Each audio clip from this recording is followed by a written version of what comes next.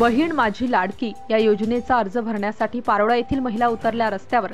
आज दिनांक 2 जुलै वार मंगळवार सकाळी 10 वाजेपासून तर 4 वाजेपर्यंत पारोळा पंचायत समिती समोर, तहसील कार्यालयात व पोलीस स्टेशनच्या समोर असलेले हे सेवा केंद्रांवर मोठ्या प्रमाणात महिलांनी गर्दी केली। तसेच रस्त्यावर देखील वाहन मोठ्या प्रमाणात लावण्यात आले। कारण असे की शासनाने ठेवलेले 8 ती फक्त 15 तारखेपर्यंत असून शासनाने ही अट ठेवलेली आहे। त्यामुळे या योजनेचा लाभ मिळवण्यासाठी आज दिनांक 2 रोजी मंगळवार सकाळी 10 वाजेपासून राज्य शासनाने जाहीर केलेल्या बहीण माझी लाडकी या योजनेतील दर महिलेला मिळणारा 1,500 रुपयाचा लाभ मिळवण्यासाठी आज अर्ज करण्यासाठी महिला पारोळा येथील तहसील ऑफिस, पंचायत समिती ऑफिस व पोलीस स्टेशनच्या आवारासमोर मोठ्या प्रमाणात गर्दी झाली।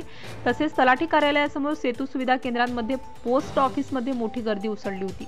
या योजनेकरिता पात्रता धारक महिलांना 1 ते 15 जुलै दरम्यान अर्ज भरण्याची मुदत असल्यामुळे आज मोठ्या प्रमाणात महिला रस्त्यावर उतरल्या।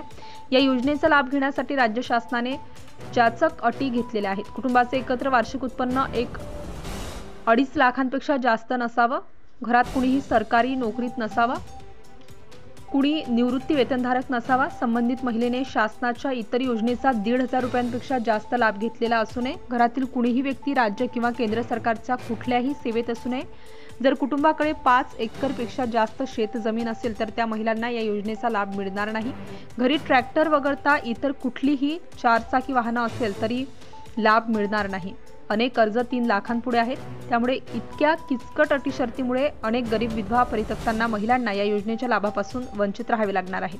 शिवाय शासनाने या योजनेचा लाभ घेण्यासाठी अर्ज करण्याची अंतिम मुदत 15 जुलैपर्यंत ठेवली आहे। त्यामुळे महिलांनी मोठी तारांबळ उडालेली आहे। तसेच हा फक्त पारोळाच नव्हे तर संपूर्ण जळगाव जिल्ह्यातील, धुळे जिल्ह्यातील, नंदुरबार जिल्ह्यातील महिला आज या योजनेचा लाभ घेण्यासाठी रस्त्यावर उतरलेल्या आहेत। Subscribe now and press the bell icon. Never miss an update.